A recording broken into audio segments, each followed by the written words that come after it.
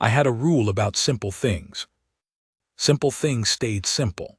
You named them plain, you kept them in their lane, and you didn't look at them too hard or they started looking back. I had lived by that rule for 47 years, through a first marriage that was good and whole and gone too soon, through 2 years of running a timber camp alone with a daughter I didn't know how to talk to, through a winter that nearly broke us both before I'd admitted it was breaking. Simple was what kept a man upright. Simple was the word I used the November morning I walked into Mabel Aldgate's boarding house and sat down across from Nora Callum and told her I had a proposition. It took me 14 years to stop calling it simple. I'll start where it started, which was not the boarding house but the afternoon stage, a Tuesday in late October, mud on the wheel rims and a sky the color of a fist about to close. I was at the mill yard when the stage came through Harrow Crossing. I wasn't watching for it. I was watching for the load of chain I'd been waiting on since September, but the stage pulls through the only street we've got, and the mill yard sits 20 feet off that street, so watching wasn't something I chose. The stage stopped at the post house the way it always did, and 3 people got off. A drummer I recognized from the spring circuit, an old man who turned out to be Mrs. Parrish's brother-in-law, and a woman in a dark green traveling dress carrying a trunk she had no business trying to carry alone. She was maybe 30-something, brown-haired, not particularly tall. She had the kind of face that doesn't tell you anything right away, not young, not weary, not hard. Just composed the way certain people are composed when they are working very hard at it. She set the trunk down on the post house step, opened a small leather case, took out a letter and read it. Then she folded it, put it away, and stood very still for about 4 seconds, looking at nothing in particular. I have worked timber my whole life. I know the look of a man who has just calculated how much rope he has left and found the number shorter than he thought. She had that look. She tucked the leather case under her arm, picked up her trunk at one end, and started dragging it toward the post house door. I went back to waiting on my chain. But I thought about her at supper, which was Rue eating salt pork in silence at one end of the table and me eating it at the other, and me Dutton, the hired woman, sitting in the kitchen with the bottle she thought I didn't know about. Rue was 10 that year, quiet in the way children get quiet when they are waiting for something to stop. I didn't know what she was waiting for to stop. I thought about it sometimes and felt the weight of not knowing, and then I put it in the lane I kept for things I could not yet fix, and I ate my pork and said nothing. That night I asked me Dutton to give me the kitchen, which was my polite way of telling her to take her bottle somewhere I didn't have to see it, and I sat at the table with my ledger and did figures until 11. At 11, I put the ledger away, and I thought again about the woman with the trunk and the 4 seconds of stillness and the face that didn't tell you anything. The next morning I went to the post house and asked Heck Poole, who ran it, who the woman was.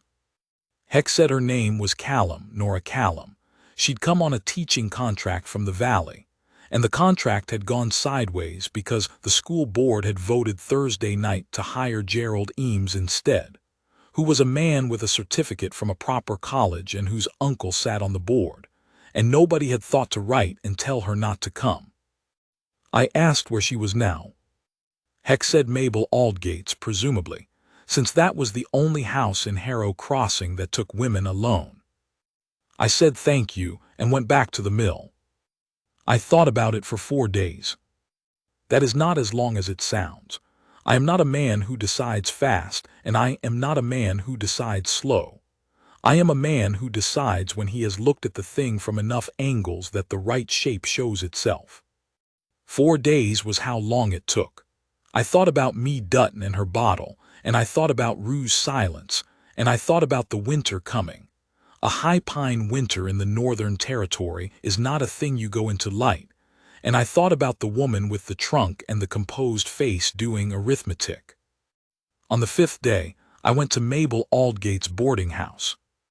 Mabel Aldgate was a woman of approximately 60 who had been running a boarding house in Harrow Crossing for 22 years, and who did not miss much. She let me in, told me Miss Callum was in the front parlor, and gave me a look that I did not interpret at the time, but that I understand now to mean she had already run the numbers herself and found them sensible. The front parlor was small and clean, with 2 chairs and a lamp, and a window that looked onto the street. Nora Callum was sitting in one of the chairs with a book open in her lap that she was not reading. She looked up when I came in, and her face did the same thing it had done by the stage, composed, giving nothing away, waiting. I took the other chair. I had my hat in my hands. I said my name and that I ran the mill and the timber camp above town, and she said she knew who I was, which I hadn't expected, and then she waited. I said I had a proposal of a practical nature. She said she was listening. I said I had a daughter, 10 years old, and a hired woman looking after her who was no longer reliable, and winter coming in 6 weeks at most, and the camp was 15 miles up the ridge road and could be cut off by December if the snow came early the way it had the year before. I said my daughter needed a steady hand, a sober one, someone who could also see to her lessons, since the school in town would be 6 miles through snow all winter. I said I was in the position of needing a wife in the practical sense, someone to keep the household, see to the child's schooling, and be present through the winter months, and that I understood she was in the position of needing a situation. I said I was not a hard man to live with, and I would not pretend to be a romantic one. I said the arrangement would be whatever she agreed it would be. I would put nothing on her she didn't consent to, and that in the spring, if she wanted to go back to the valley or find a different post, I would see her safely back and say nothing against her anywhere. I stopped and put my hat on my knee. She looked at me for a moment, not reading me exactly, more like checking a measurement she'd already taken. She said, "You're describing a housekeeper. Why not hire one?" I said, "Because a housekeeper is not a mother, and my daughter needs a mother or something close enough that the difference doesn't show." I said, "Also because a housekeeper can leave in the middle of January, and a wife has a harder time of it."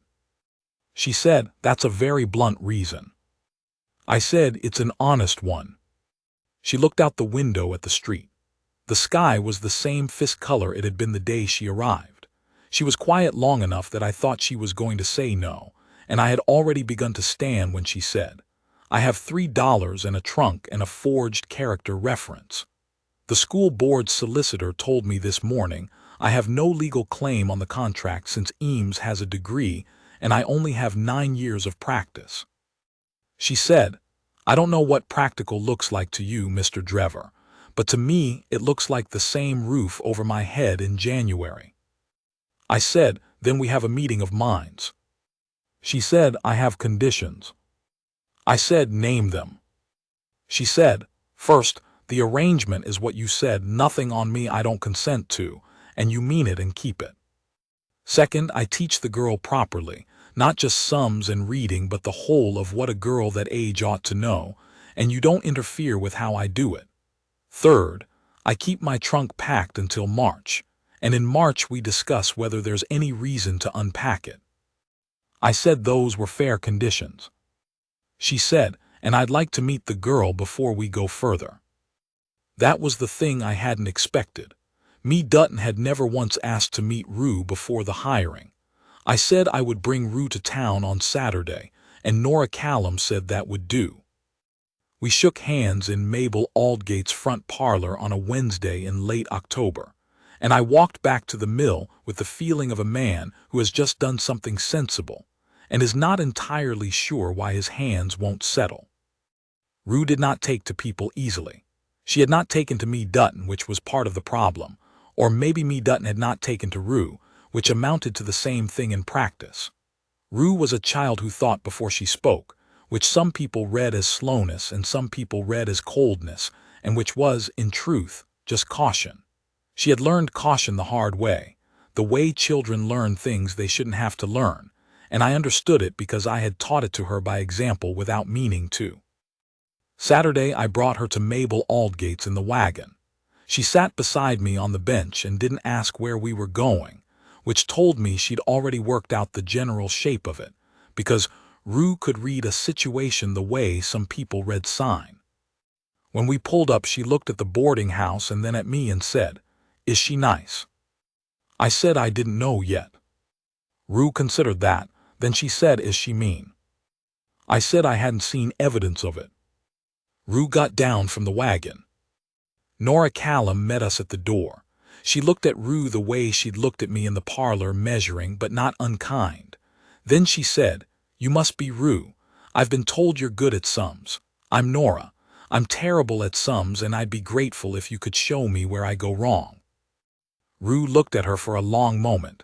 Then she said, "Addition or multiplication?" Nora said, "Both, honestly, but especially long division." Rue said, "Long division's not that hard." Nora said, "Then you're already ahead of me." It was not a performance. That was the thing I noticed. Nora Callum was not making herself pleasant for the child's benefit. She was not crouching down to Rue's level or putting on the sugared voice that adults use when they want children to like them. She just spoke to her the same way she'd spoken to me, plainly and without decoration. And Rue, who had a very accurate sense of what was performance and what was not, visibly recalibrated. They sat at Mabel's kitchen table for an hour while I waited in the parlor. I could hear the murmur of conversation but not the words. When they came out, Rue walked past me to the door and then turned around and said, "She knows 17 multiplication tables. She goes up to 17. I said, "Is that good?" Rue said, "Most people stop at 12. And that was that. Rue got in the wagon. I looked at Nora, who was standing in the kitchen doorway with a small, private expression I couldn't quite read, and I said, "I'll send the wagon Monday morning." She said, "I'll be ready." The camp road was 15 miles of ridge track that wound up through Ponderosa and Lodgepole, and in late October it was still clear, though the ruts were deep from the fall rains. I sent Lou Garner, my top teamster, with the wagon, and he brought Nora and her trunk up on Monday afternoon, and I had me Dutton paid and on the down road by supper. Me went without argument, which told me the bottle had been more of a comfort to her than the situation was, and I felt a small cold guilt about it that I filed away and tried to address later, which is what I always did with things I handled poorly. The camp house was a log building, 2 stories, built when I came to Harrow Crossing 14 years before with my first wife, Clara, who had picked the kitchen layout and the direction the front windows faced because she wanted to watch the pines in the morning. It was a good house, solid and deep-windowed, and after Clara died it was just a house I lived in, which is a different thing. I had stopped noticing what direction the windows faced. Nora came in, looked around the main room and said, "This is well built." I said, "My wife chose the layout." She said she had a good eye for light. I said she did. We left it there. There was a practicality to Nora Callum that I had recognized at the boarding house and found, on closer acquaintance, to be one of her most reliable qualities. She did not press on things that didn't need pressing. She took in what was in front of her and filed it accurately and moved on. She had the east bedroom, I kept the south, and she set up Rue's school table in the main room near the windows Clara had picked, and by Wednesday she had a schedule for Rue that included arithmetic, reading, composition, geography, and a thing she called natural history that involved identifying every tree and bird visible from the camp. Rue, who had spent 2 years more or less educationally adrift, applied herself with a seriousness that was almost unnerving to watch. She sat at that table every morning and worked. In the afternoons she followed Nora around asking questions. I watched this from a careful distance. I am not sure what I expected, something more fragile, maybe, or more cautious. Instead, Nora Callum moved through the camp house as if she had always lived in it, not like she owned it, but like she was not afraid of it, which was different. She cooked without complaint, cleaned without theatrics, managed the provisions with a head for numbers that made my ledger-keeping easier by comparison. In the evenings, she sat by the lamp with her own book while Rue did her composition exercises, and sometimes they talked in the low, even way of people who are learning to trust the sound of each other. I usually sat at the other end of the room with the ledger. The weeks went by. The first snow came the third week of November, which was early but not unexpected. I had laid in 3 months of flour, salt pork, cornmeal, dried beans, and lamp oil, and the woodpile was chest-high on 2 sides of the house, so we were prepared for it. The ridge road iced over by the following Tuesday, and that was effectively it for through travel until March, which was what I had planned for and what I had told Nora would happen. She said, "I know, I grew up at altitude." I said, "Where?" She said, "High country, west of the divide. My father kept school in a mining camp. We were snowed in from November to April most years." This was the first piece of her I had gotten that wasn't practical arrangement. I filed it alongside the few others I had collected. That she read voraciously and across subjects. That she had a dry and understated humor that came out sideways when she was comfortable. That she was gentle with Rue in a way that was not softness but something more structural, like a wall that holds. I said, "Is your father still teaching?" She said, "He died 9 years ago. I took over his school for 2 years while the county found a replacement, and then I went to the valley to find work." I said, "The valley's a long way from the high country." She said, "Yes." She said it with something under it that I didn't pull at. It snowed for 4 days. The camp was 12 men in the bunkhouse below the main building, 3 teamsters, a cook for the crew, and Rue and Nora and me in the house. The men were respectful. I had made clear before Nora arrived that the situation was what it was, and that anyone who thought otherwise should find a different camp. And Nora was cordial to them in the brief way of a woman who understands how to be both approachable and very clearly not available. In the evenings it was the 3 of us. We ate at the kitchen table. After supper Rue did her lessons, and then she went to bed, and then it was just Nora and me and the lamp and the stove. For the first 2 weeks we read our separate books and said little. Then one night I said, without planning to, "Rue laughed today. At the creek looking for tracks. Did you hear it?" Nora looked up from her book. She said, "I heard it." I said, "She hasn't laughed much since her mother." Nora said, "I know." She said it quietly, the way you say a thing when you've already understood it for a while. I said, "What did you do to make her laugh?" Nora said, "I fell down in the snow trying to identify an elk track and she had to come pull me up." I said, "On purpose?" She looked at me with a slight expression I couldn't fully decode. She said, "A teacher never reveals her methods, Mr. Drever." I said, "Colt." She said, "Colt." Then she went back to her book. December settled over the camp like a decision. The days were short and white, the nights were long and very cold, and the rhythm of the house became something I hadn't felt since before Clara died. Not the rhythm of a house where 2 people are simply occupying the same building, but the rhythm of a house that is being lived in. Rue's voice in the morning, the smell of coffee made properly, the lamp lit at the right time in the evening, things in their places because someone had put them there intentionally. I noticed it the way you notice a room that has been unlocked after a long time, carefully, without wanting to startle anything. I was careful with Nora. I kept to the conditions we had set. Nothing asked that wasn't offered, nothing pressed, everything at the distance she had established and that I had agreed to. She had her own life in that house, her books, her evenings, her way of doing things, and I gave it room. I had meant to do this purely out of decency, but somewhere in December I noticed I was doing it also out of something else, something that had no practical name, which was wanting her to be comfortable in the way that a man wants something he has decided matters. That unsettled me. I put it in the lane for things I could not yet fix. The cold deepened. The crew worked short hours and spent the long evenings in the bunkhouse. Rue's lessons expanded to fill the day, and she was reading, by December, 2 years above where she'd been in September. I knew this because Nora told me, flatly and with a precision that made it clear she wasn't flattering either of us.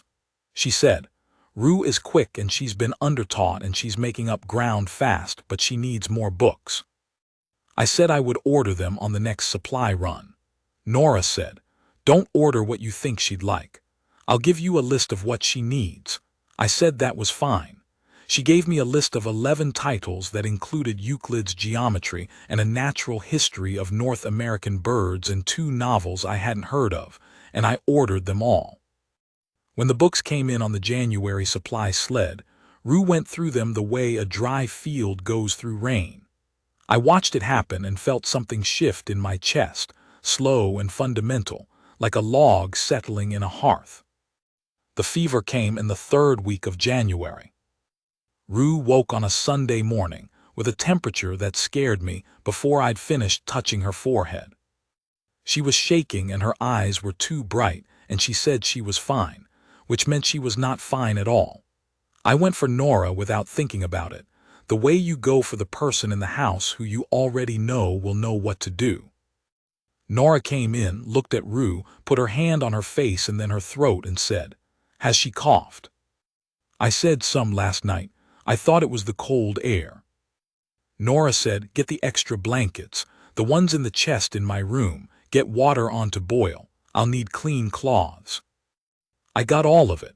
I moved fast, faster than I had moved in a long time, because the fear in me was the specific fear of a man who has already lost someone in a house he built and knows exactly how that goes and does not want to know it again. Nora spent that Sunday and the next 4 days at Rue's bedside. She slept in the chair in Rue's room, or rather she sat in it and dozed and woke and checked the child's temperature and changed the cloths and got water into her and sat with her through the worst nights when Rue was confused and frightened and didn't know where she was. I kept the fire. I kept the water on.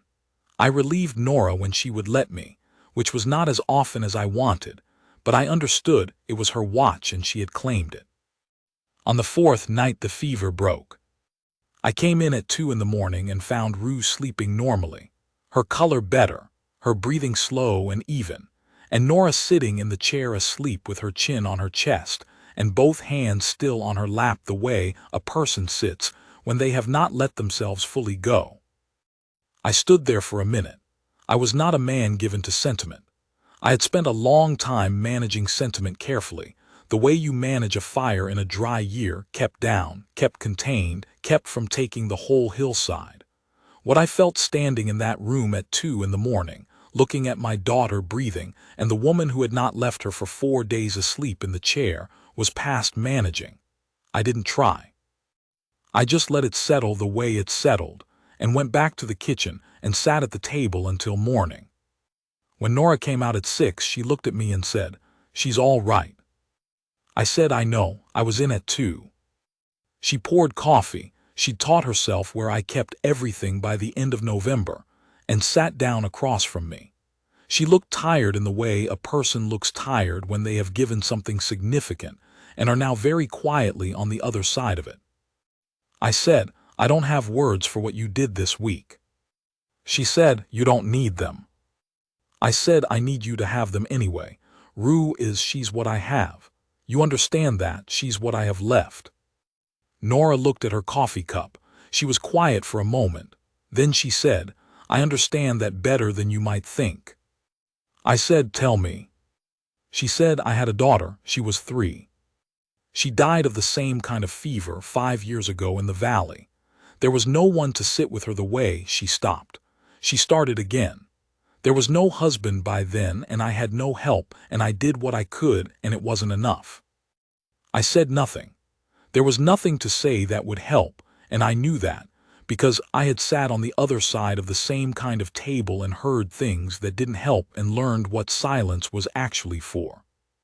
After a long moment she said, "I sat with Rue because Rue needed it, but I also sat with her because I could, because this time I had the chance to be enough." I said, "You were more than enough." She looked up. We looked at each other across the kitchen table with the lamp going and the stove going and Rue asleep in the next room, and it was not a dramatic moment, not the kind you would tell. It was the kind that doesn't need telling because it isn't the moment something began. It's the moment you recognize that something has been going on for a while and you just weren't calling it by its name. Rue was up and at her school table by the end of January. She was thinner and her color was still coming back, but her mind had not been touched by the fever, and she was reading her Euclid within 3 days of being out of bed, which told me everything I needed to know about Rue's fundamental constitution. February was the long month. It always is in the high pine country. December has the novelty of the first deep snow, and the settling in January has the holidays that we kept in our small 3-person way. But February is just cold and dark and very long, and you find out who you are in it. I have always found February clarifying. It strips away what you thought was true and leaves what is actually true, which can be uncomfortable but is usually useful. What was actually true in February was this: I did not want Nora Callum to leave in March. I had known this since somewhere around the 4th night of Rue's fever. I had been clear about it to myself since the morning at the kitchen table. The thing I had been less clear about, the thing February stripped down, was what to do about it. Because the conditions we had set were clear and I had agreed to them, and I was a man who kept his word.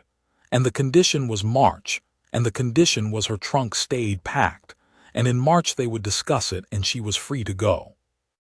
I was not going to undo that condition by wanting. That was not who I was. What I could do was be honest. What I could do when March came was say what was true and let her decide. That was the deal, her consent, her agency, her choice. I had said it in Mabel Aldgate's parlor and I had meant it and I still meant it, even now when it cost me something to mean it. So I kept to my lane, and I did my work and I watched February go by. In the evenings at the lamp, we talked more than we had before. Not about the fever or the kitchen table conversation. We left that where it was, in the place where true things live before they're ready to be touched. We talked about other things. The supply order, the books Rue had finished, the stand of pine on the South Ridge that I was thinking about taking next fall, and what she thought about the rate of regrowth.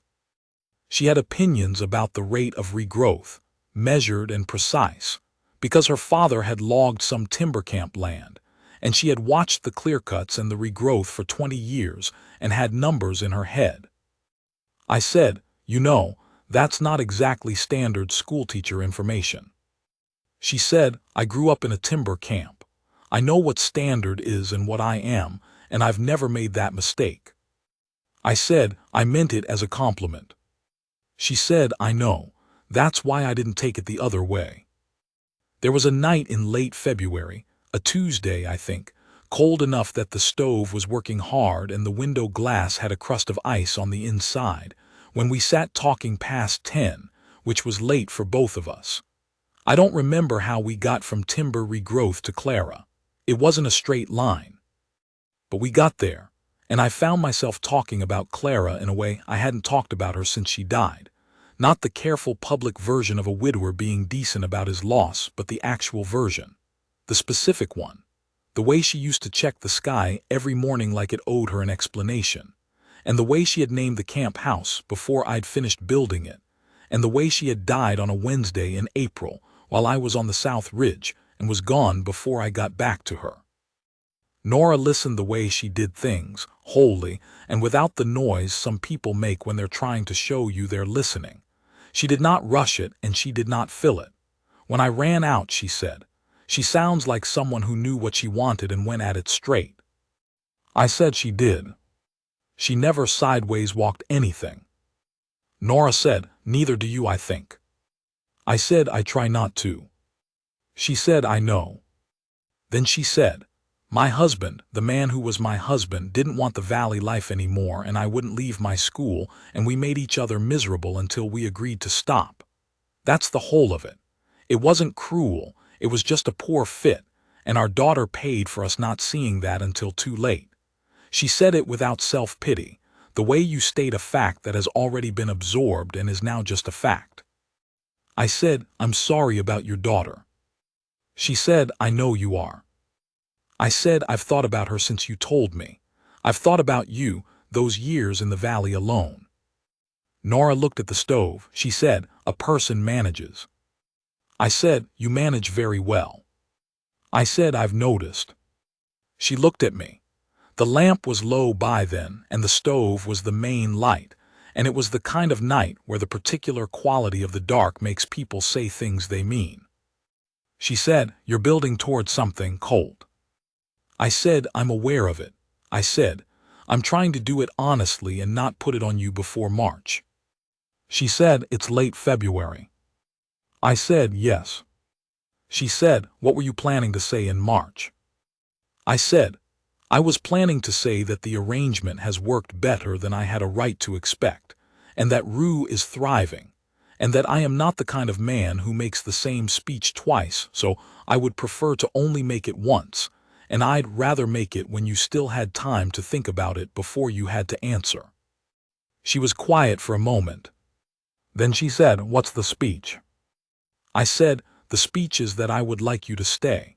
Not because of Rue, though Rue, yes, absolutely Rue, but because I would like you to stay, in whatever capacity you'll have. If the spring comes and you want to stay as we've been, I'll take that. If you want to be gone by April, I'll take you down myself and ask nothing and say nothing. But I would like you to stay, and I want to say it plain. She looked at the stove for a long time. The fire snapped once. Outside, the wind was working through the pine ridges, the low, cold sound of it, and the house sat solid around us the way that house always did. She said, you're not a simple man, Colt Drever, whatever you've been telling yourself. I said, no. I said, I know. She said, I need to think about it. I said I would. I said, take all the time you need. She said, I'll need until March. March came in on a clear day, cold, but with the particular light that means the light is coming back, longer each afternoon, the snow glittering differently, the pines letting out that resinous breath that means they're starting to reach again. I was at the mill yard when Nora came down the ridge road on Lou Garner's extra horse. I saw her coming from 200 yards and I did not move. I just stood at the mill gate with my hat in my hands and waited. I was good at waiting. I had gotten better at it. She rode up and stopped and looked at me from the horse. She said, I've unpacked my trunk. I said, all right. She said, that's not sufficient for a man who said he wanted to say things plain. I said, no, it's not. I said, I'm glad. I'm very glad, Nora. She said, I have a condition.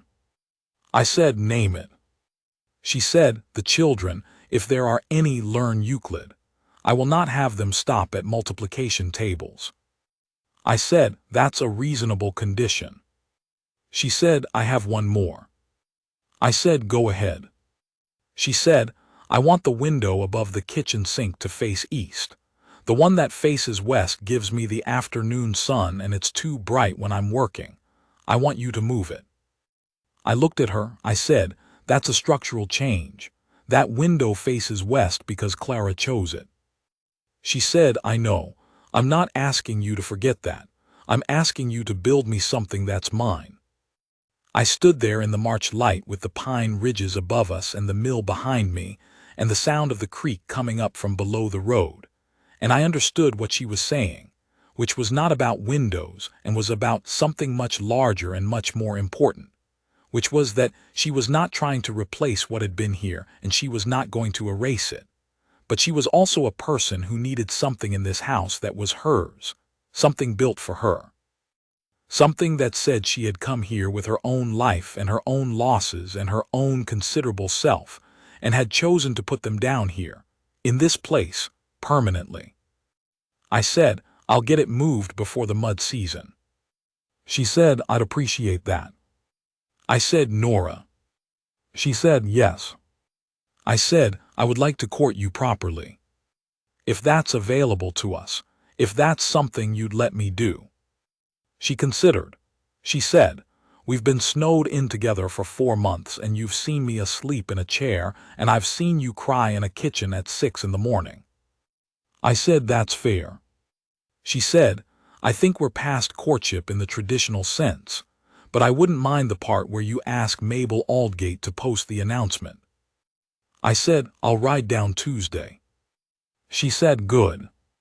She turned the horse and started back up the ridge road, and I watched her go up through the pine shadows with the March light coming down through the canopy in long tilted columns, and I stood there until she was past the first bend. I am 61 years old. I am sitting on the porch of the camp house, which is not the same house it was in the winter I am telling you about. I added a room in the spring after Nora came back to stay, and another the summer Emmett was born, and the kitchen is on the east side now with a window that faces the morning, and the garden Rue planted when she was 12 is still there, though Rue herself has been in her own house for 8 years. Nora is inside. I can hear her through the screen door talking to Emmett's oldest, who is visiting from the valley, explaining long division with the same patience she explained it to Rue 30 years ago. The porch faces south, which is where I put it, toward the pine ridges and the way the light comes off the snow in the long afternoons. I sit here when I have time, which is more often now, and I think about the shape of things. I think about a woman in a green dress dragging a trunk across a post-house step in Harrow Crossing in October, doing her arithmetic on a bad hand, and getting a different answer than she expected. I think about a boarding house parlor and a handshake and the word practical, which I used because I thought it was accurate, and the slow November morning I understood it wasn't. I think about Rue at the school table, working Euclid with her tongue between her teeth, and the sound of her laughing at the creek, and 4 days in January when someone did not leave. I think about a Tuesday night in late February with the fire low and the window iced, and the particular dark that lets people say what they mean.